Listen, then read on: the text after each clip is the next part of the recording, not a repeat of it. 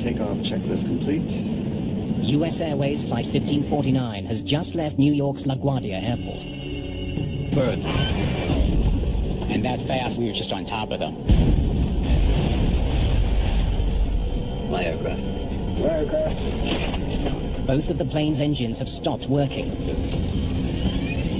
Mayday, mayday, mayday. This is Cactus 1549. The plane is falling from the sky. There are only a few seconds to decide what to do. We can get it for you and try and land on runway 13. We're unable. 155 lives depend on the pilots making the right call. Hey, Cactus 1549, you can land runway 1 at Peterborough. Can't do it. With a bad option on the right and a worse one on the left, the crew decides to put their Airbus on the runway that's dead ahead. We're going to be in the Hudson.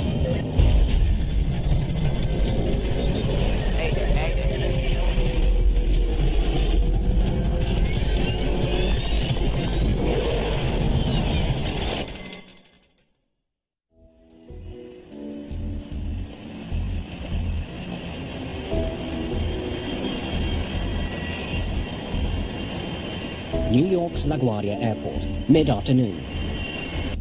Please take a moment to listen to this important... US Airways Flight 1549 is a short hop from New York City to Charlotte, North Carolina. At least it will be a little warmer in Charlotte. Your seat, sir, 2020. Together in the cockpit today are Captain Chesley Sullenberger, 57. Clear to push. And First Officer Jeffrey Skiles, 49. We were late because the weather was bad earlier, but by this point the weather cleared off for our departure and it was just puffy clouds. 28, brakes released. Spot 28 for Cactus 1549. 150 passengers are on board the European-made Airbus A320. Businessman Clay Presley is on his way home to Charlotte. I arrived at the airport at LaGuardia. It was very cold. It had been snowing a little bit that day, and we had a storm coming in, so we wanted to make sure we made that flight and weren't hung up or delayed on some later flights. The crew flew in an hour earlier from Charlotte, with Sullenberger at the controls. Your brakes, your aircraft. First Officer Skiles will be flying the plane back to Charlotte. My aircraft. It's a common sharing of piloting duties. Cactus 1549, runway 4, clear for takeoff. Cactus 1549, clear for takeoff. This trip marks the final leg of a 4-day sequence of flights for both men. We made our standard call-outs. It was just a normal takeoff, normal procedures on the climb-out. There was absolutely nothing at all to indicate that this would be any different than any other takeoff in my entire career. But by the end of the day, they'll be the most famous crew on the planet. Gear up, please.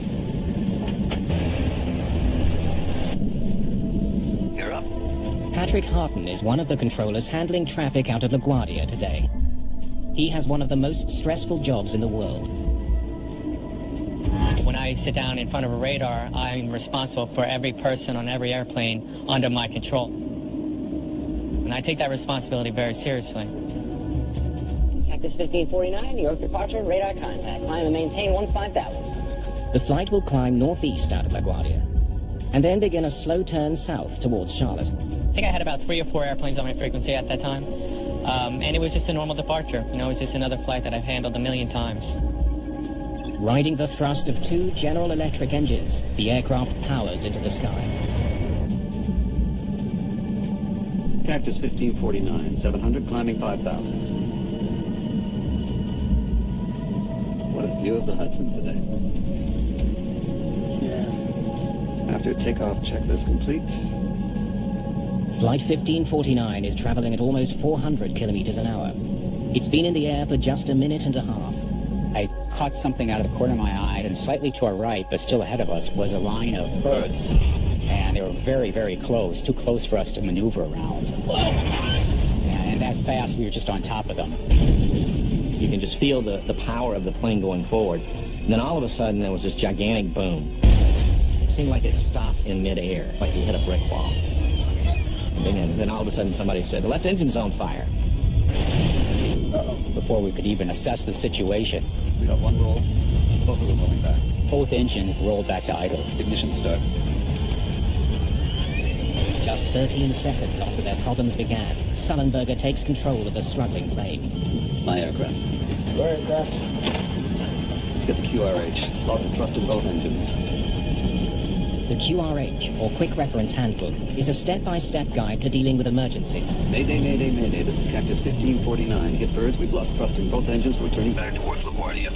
When a pilot says Mayday or declares an emergency, you go from a focus state to a hyper-focus state. You just focus in on the emergency itself and, figure out the solution to the problem.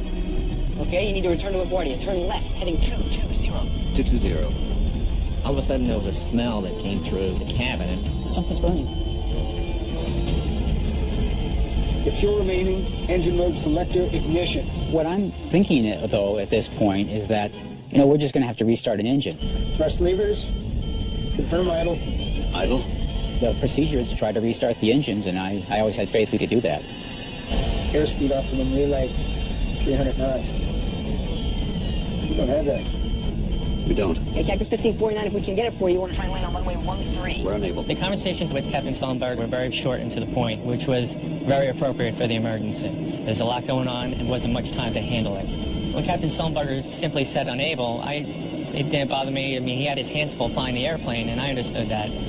So my job is just to move on to the next option. All right, Cactus 1549, it's going to be traffic for runway 31. Unable. Hudson still wants the jet to return to LaGuardia, but Flight 1549 is now just 1,400 feet above the ground. Cactus 1549, runway 4 is available. If you want to make left, traffic runway 4. I'm not sure we can make any runway. What's to our right? Anything in New Jersey, Teterboro? Okay, yeah, off to your right side is Teterboro Airport. You want to try to go to Teterboro? Teterboro is a small airport on the New Jersey side of the Hudson River, but it's several kilometers away. And without their engines, Flight 1549 is dropping fast. Try to go to Teterboro? Yes. When the air traffic controller pointed out Teterboro, I looked at it and I stopped, and I was kind of concerned that he was actually going to try for it. I didn't think we could make it. so you're sitting there very quietly. People are anxiously waiting for information, and they wanted reassurance that things were going to be okay. You could hear that microphone come on. This is the captain. We're hoping he was going to say, I've got this under control, we're going to be okay, we're going to make it, we're going to turn around and go back and land. That's what you were hoping to hear. Brace for impact. What does he mean, brace for impact? And then all of a sudden it registered. I think he's saying we're going to crash. Get your heads down! I had no idea about how to brace for impact. Everybody's looking around, brace for impact. What do you mean, brace for impact? And how do you brace? Go ahead. Try number 1. I put it back on. Okay, put it back on. Put it back on. While the crew struggles to fly their stricken plane, Patrick Hudson is still trying to find them an airport. I actually worked Teterboro Airport for about 3 years, so I was very familiar with the airport. Hey, Cactus 1549, you can land runway 1 at Teterboro. Can't do it. Okay, which runway would you like at Teterboro? We're going to be in the Hudson. I'm sorry, say again, Cactus? I could hear him, but my mind really didn't want to comprehend those words. We're going to be in the Hudson. That was a death sentence for him, and I didn't want to accept the fact that it was over and there were no more options left. I think we're going back to LaGuardia. I just emailed my wife and just said, I love you. And I didn't say anything else because I really did not want her to worry. Okay. Let's go. Put the flaps on. And I thought to myself, great, the Hudson River was our best opportunity. It was really the only thing in sight where we could land this airplane. Passengers throughout the plane watch the Hudson rise to meet them and begin making preparations of their own. So I started thinking about, if we're going to crash, I know I need to figure out where the exit rows are. If the water comes in, you need to be able to hold your breath long enough to get to those 4 or 5 rows and get the doors open if you can. Got flaps out. 250 feet in the air. We're not going to be able to get an engine started, so I started calling out airspeeds and altitudes 170 knots. to give him a situational awareness of what was going on. Got flaps 2. One more. No. Let's stay at 2.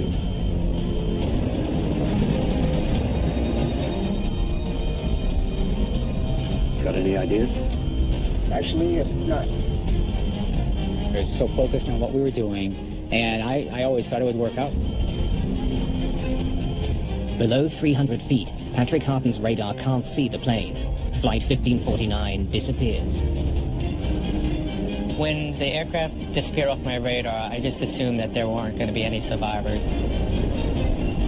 In the cabin, the passengers prepare for the inevitable. All the passengers really started kind of pulling together, and somebody yelled out as we were going down, "You ready at the doors?" The folks at the door says, "We're ready." I was just scared to death. We're going to brace.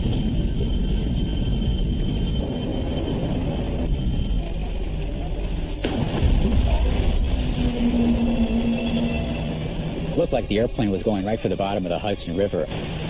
All we saw was water cascading over the windshield. It was like a tornado. Pieces of the plane were being torn apart. Some people were thrown around pretty good. Then the airplane popped up, and it was just sort of gently rocking in the waves.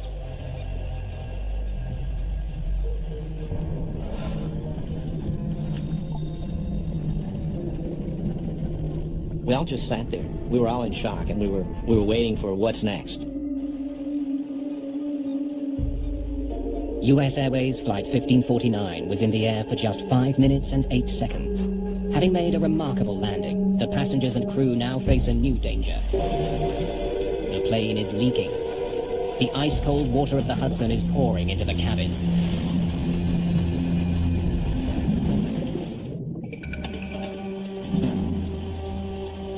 The crew of Flight 1549 has just performed an extremely difficult aviation feat, but they still have more work to do. Captain Sullenberger heads for the cabin, while First Officer Skiles shuts down the plane. I stayed behind and did the evacuation checklist, and so it was probably about 45 seconds before I actually went back myself in the cabin after we landed. In an instant, the $75 million plane has become an unlikely boat floating down the Hudson River. It's now filling with freezing water. That water was cold. It was very cold, so your feet are freezing. People came to their senses and they said, "Get the doors open, get the doors open." At air traffic control, Patrick Harton has no idea the plane even made it down safely. I didn't think anyone could survive a water landing like that. They got me off position because I was obviously in no condition to work traffic anymore. Harton is led to his union office. Despite his ordeal, protocol demands he recount his version of events. I really didn't want to speak to anyone. I just wanted to kind of hide under a rock. I needed my wife to know what had happened, but I knew I couldn't talk to her because it was pretty much in a fragile state and I didn't want to break down. So I sent her a simple text message. I said, "Had a crash, I'm not okay, can't talk now." Passengers nearest the exits open the doors quickly, while Sullenberger and the cabin crew begin managing the evacuation. I just jumped up very quickly and started making my way to the emergency door. And so I worked my way out onto the wing, just a few steps to start with. I started noticing that people around me had their flotation devices. They'd pulled up their seat bottoms, or they had a life jacket they'd taken. I had nothing with me. Skiles heads back to help the crew in the cabin get passengers out of the sinking plane. He knows there's not much time, and one of the flight attendants has been injured. I went back to about mid-cabin, and Sully and I and two young men were getting seat cushions and life vests, which are underneath the seats, and we're passing them out. And I'm looking around trying to assess the situation. Is the plane going to blow up?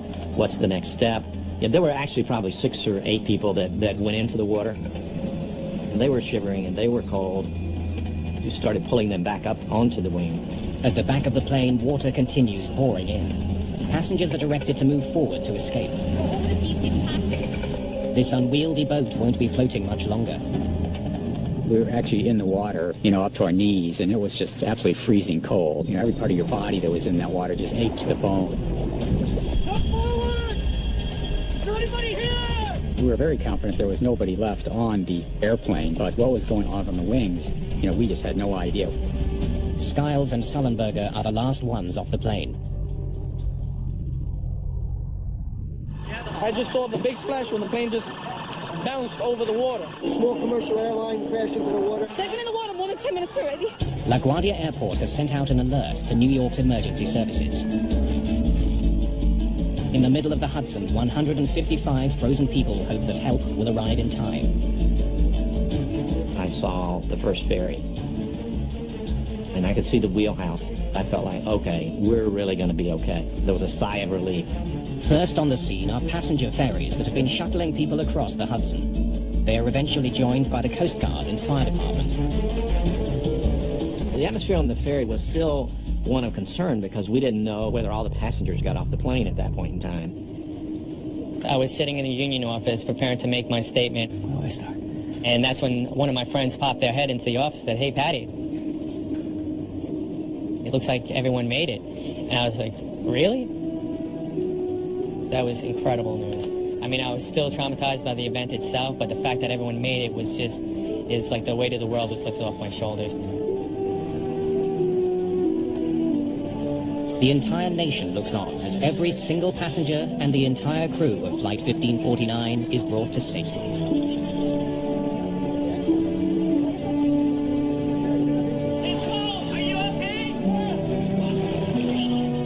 Like so many others around the world, investigators from the National Transportation Safety Board are riveted to the pictures.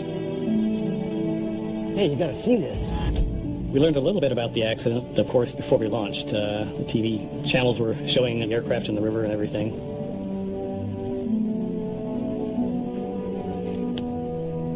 All agree that the landing is extraordinary. I think it's a miracle, and very blessed to walk away. I reached over to Captain Sully and just said, "I just want you to know you saved my life and everyone's lives here." In my mind, we were dead, and every one of us came out of that alive. It's a miracle. By evening, the plane is almost completely underwater. The current is pushing it towards the edge of the river. The aircraft was tied up against the pier, and we went down to look at it to see what we were up against, of course. But we can't do much at night. NTSB investigator Harold Reichel arrives on the scene. The water was dark, of course. We just saw the tail and most of the fuselage, and one of the wings was underneath the water. We knew it was going to be quite difficult to get it, A, out of the water, and then B, to a place where we could examine the components of the airplane in a more controlled manner. For investigators, it's an unusual situation. Normally, their main task is to uncover the cause of the crash. With Flight 1549, the cause seems obvious. Birds. The original Mayday call was clear. Mayday, Mayday, Mayday. This is Cactus 1549. Get birds, we've lost thrust in both engines. We're turning back towards LaGuardia. The crew reported that they hit several birds shortly after takeoff. I think everybody realized that a bird strike had occurred. What people didn't know was what kind of birds brought the aircraft down, whether it might have been a combination of a bird strike plus something else, whether the crew acted and flew the aircraft as they should have. My aircraft. Our aircraft. Get the QRH. U.S. Airways pilot made an incredibly skillful emergency landing in the Hudson River. Investigators want to interview both pilots, but their sudden fame makes them hard to get to. It became a little bit more difficult than usual to, A, locate the flight crew, and then, B, to talk to them. They were instant heroes. Nothing in life can prepare one for the media frenzy of a situation, like this. And it's not just the pilot's newfound celebrity that's an obstacle for investigators like Catherine Wilson. One of the most challenging things in this case was nobody wanted to sully Sully. He was a hero in this case, and we were the ones who was potentially going to pick apart what he did and try to find out what he did and whether it was right or not.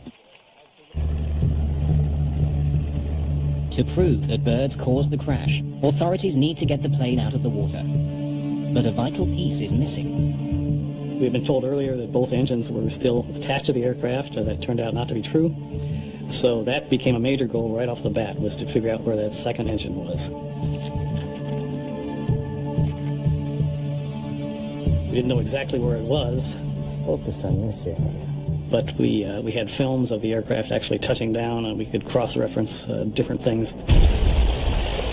We used some side-scanning sonar that gave us a very clear picture of the bottom.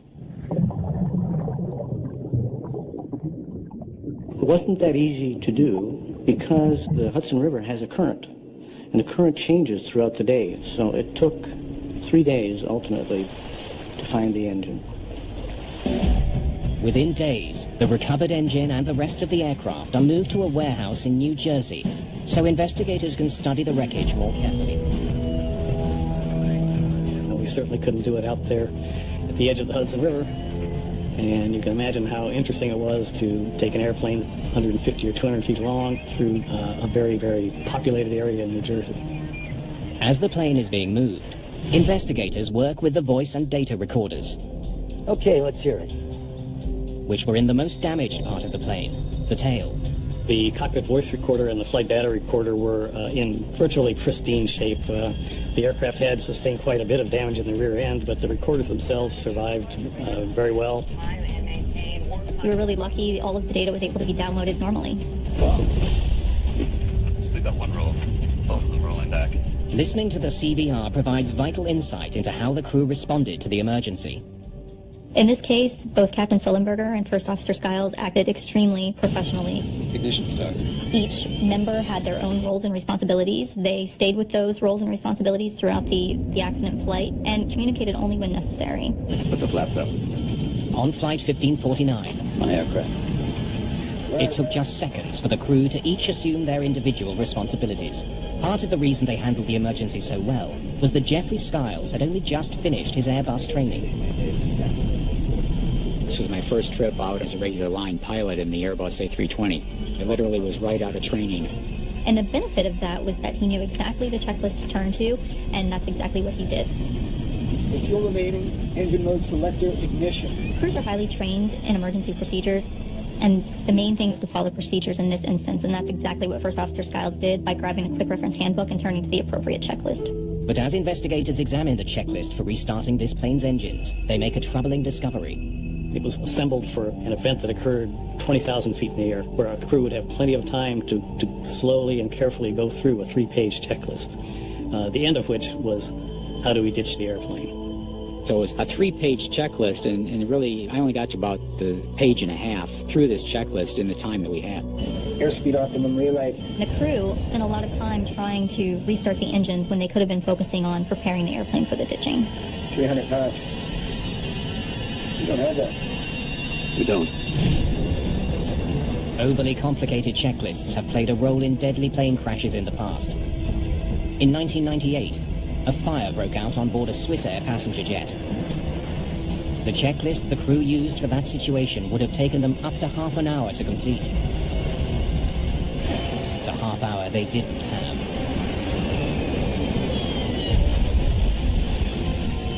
But on Flight 1549, the checklist was far from the greatest challenge facing Sullenberger and Skiles. I'm not sure we can make any runway. Water landings are notoriously difficult because unless they're perfect, they can be catastrophic. In 1996, after a hijacking, an Ethiopian Airlines captain tried to land off the Comoros Islands when his plane ran out of fuel. His left wing hit the water first, causing the plane to cartwheel. It was ripped to pieces. Of the 175 people on board, only 50 survived.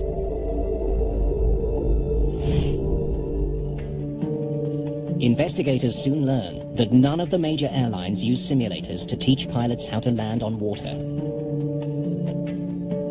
Training for ditching in a simulator is very difficult. We don't have the models to accurately simulate what an airplane would do when it touches down on water. Given the rarity of this type of event, it would be very difficult to justify training pilots for this type of event.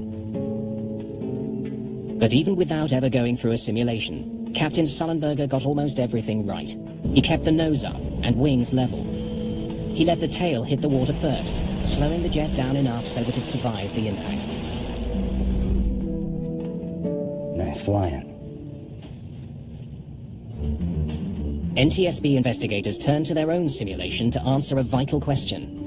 This is the captain. Did Sullenberger have to land in the Hudson? Brace for impact. Or could he have made it to a runway?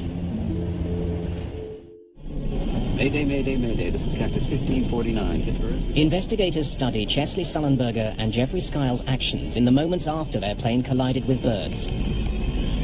Ignition. We wanted to know, did the pilots do the right thing? So what we did in the simulator was we tested exactly that. Was there enough energy to make it back to LaGuardia? And what we found was that about 50% of the time we were able to make it back to the airport. But when a 35-second delay is imposed after the bird strike to account for the crew's attempt to restart the engines, all of the simulator pilots crash before reaching the runway. When we took into consideration the decision-making process that Captain Sullenberger went through, we realized that it was not possible to make it back to the airport. Cactus 1549, runway 4 is available? There's no doubt. We're going to be in the Hudson. Putting the plane in the Hudson was the right call. Sullenberger didn't have enough altitude to glide to either LaGuardia or Teterboro airports. Got one roll. Both of them rolling back. The investigators also discover that Sullenberger made a decision that wasn't at the top of the checklist, one that was critical to the survival of everyone on board. I'm starting the APU. On commercial jetliners, the engines provide power to electrical systems. If the engines stop working, the crew eventually loses those systems. The APU is an emergency generator that keeps some things running. The APU allowed him to still see his screens, the instruments still work.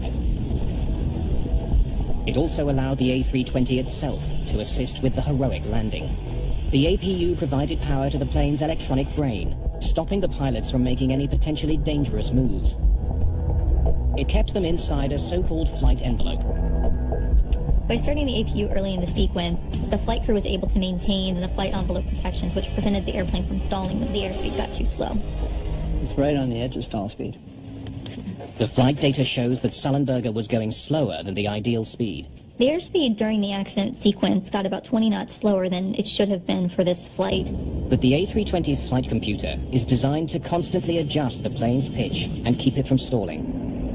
We definitely could have had a much more catastrophic outcome had the airplane actually stalled. Starting the APU. Sullenberger's quick thinking made sure the plane's complex computer system kept working. It gave him an automated safety net, so he'd have the best chance to do the nearly impossible. We're going to be in the Hudson. It was a combination of a good crew and a good airplane. Let's go. Put the flaps on.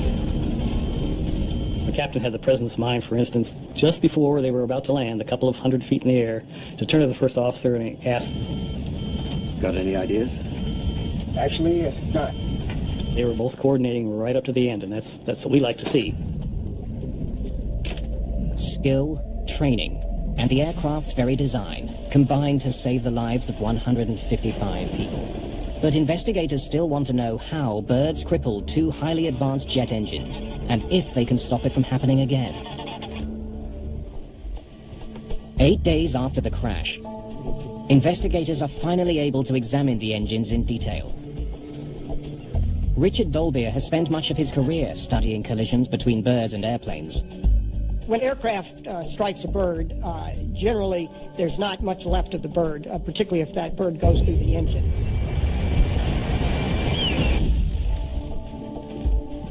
The engines are analyzed piece by piece to try and figure out exactly what happened 3,000 feet above New York.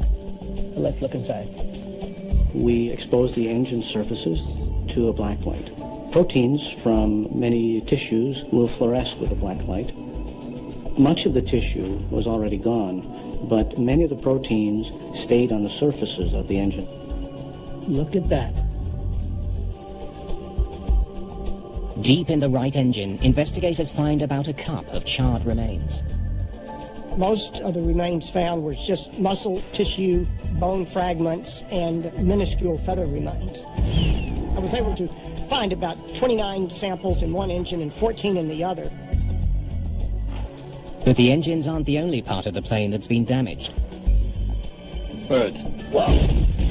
The aircraft hit many birds. We found evidence on the wings and on the flaps and on the fuselage, but the plane can still fly when that occurs. The threat posed by bird strikes is well known. Bird strikes are a much bigger problem than the general public realizes. In the last 20 years, there have been approximately 210 aircraft that have been destroyed because of collisions with birds. This Boeing 757 ingested a crow while taking off from Manchester, England, later landing safely. In 2008 alone, there were 4 dramatic accidents. A Boeing 747 sucked a kestrel into one of its engines. The crew aborted takeoff and survived.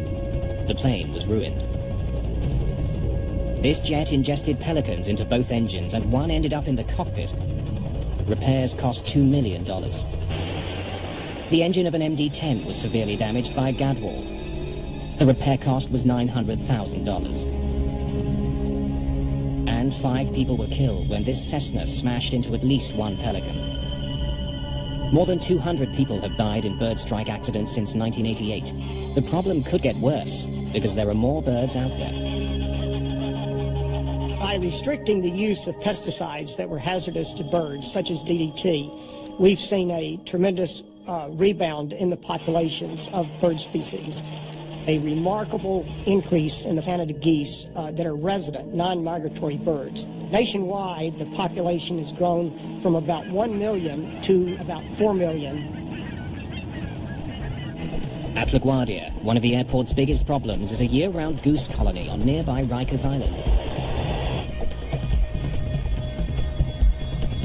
From the year 2002 to 2004, there were 8 Canada goose strikes at LaGuardia Airport, involved birds either on the airport or right off of the airport. One of those strikes almost caused a plane to crash, and it was a very close call. For the past several years, airport officials have rounded up hundreds of geese from Rikers Island and euthanized them. It's controversial, but should be effective. So, where did these birds come from? If the geese that hit US Airways Flight 1549 were local, they could be controlled. Investigators need to know more about them. The remains that we did find were so small that we couldn't really tell what type of birds. We enlisted the help of the Smithsonian Institution. They can take remains, even very small remains, small pieces of feathers or flesh or whatever, and they can identify them. The hope is the DNA analysis of the remains will not only confirm the bird's species, but also offer clues as to where they came from. While they wait for answers, investigators turn to answering the question of how a few birds forced a 68-ton jet from the sky.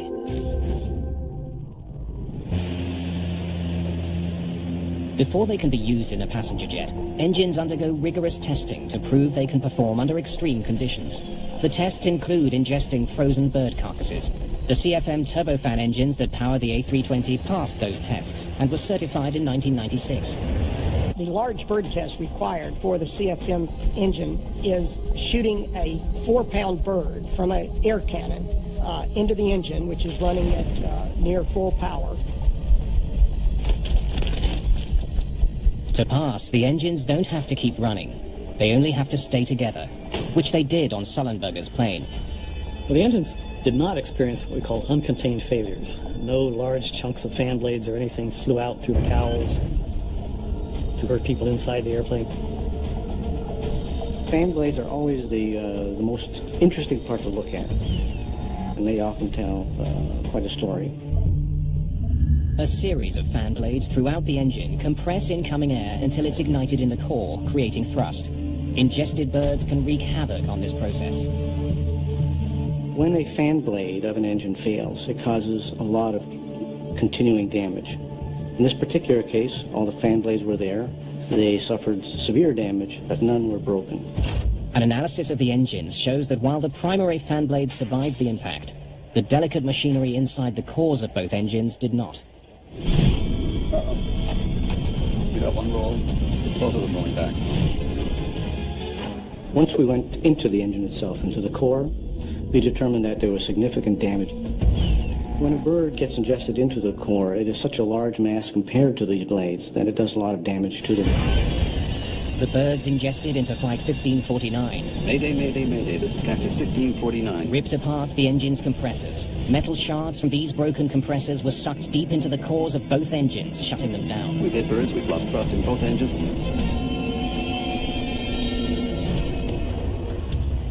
When DNA results come back from the Smithsonian Institution, investigators finally understand why Flight 1549 lost both its engines.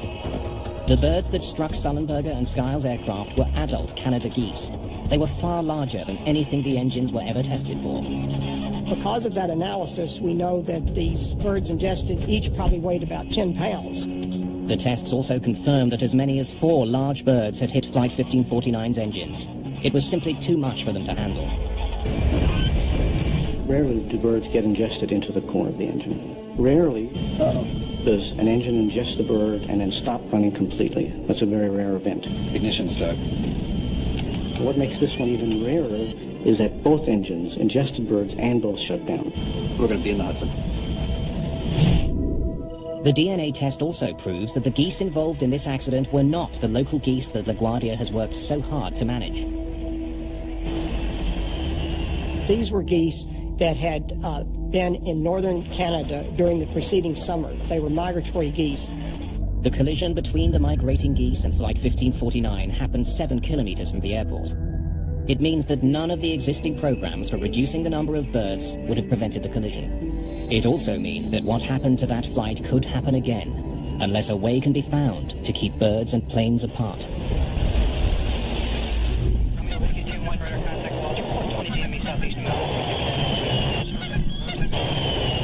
Every year, about 2 million planes pass over New York's airspace.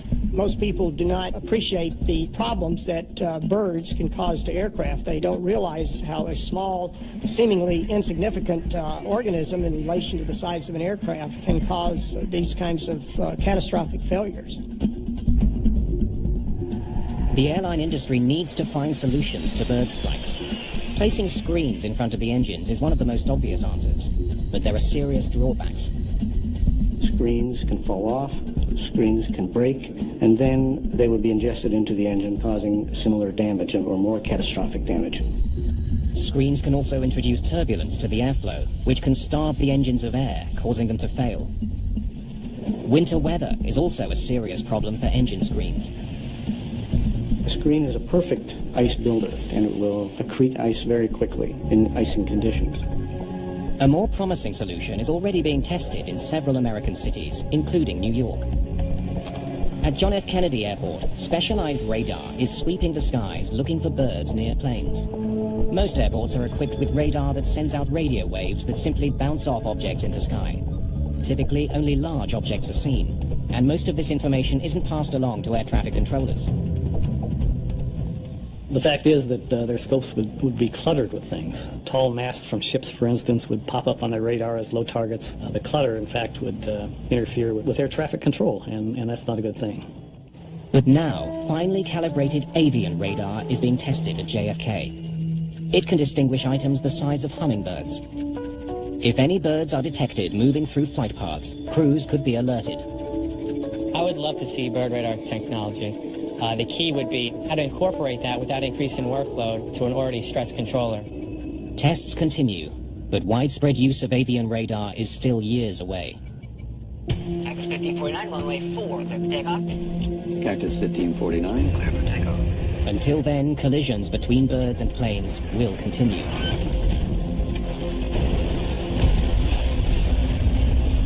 What the safe outcome of Flight 1549 proved is that right now, the best defense against this threat is a good team in the cockpit. We had a very experienced flight crew with very good training. my aircraft. Your aircraft? Get the QRH. All your training that you've done, all the years that, you've been flying the airplanes, it all just comes back to you when you need it. My aircraft. Sully and I worked together extremely well in this event. I knew what was in his mind, and he knew what was in my mind. We were both accomplishing our individual roles, but we had a knowledge of the whole situation. Okay, you need to return to LaGuardia. Turn left, heading 220. This event definitely puts things in perspective for you as a controller. One thing I appreciate more, the teamwork and how when you work together, you can pretty much accomplish whatever you need to accomplish. Off to your right side is Teterboro Airport. You want to try and make Teterboro? We're going to be in the Hudson. The landing in the Hudson took training and skill. It also took a bit of luck. We had a very clear day. We had a perfect condition for the river. So there was just a series of really fortunate events that occurred that assisted this crew in landing successfully on the river. With the safety board, we don't really deal in miracles very often, but this event had a lot of things that came together at the right time and the right place. And so a lot of us are thinking, well, maybe we do have a miracle here. What a view of the Hudson today.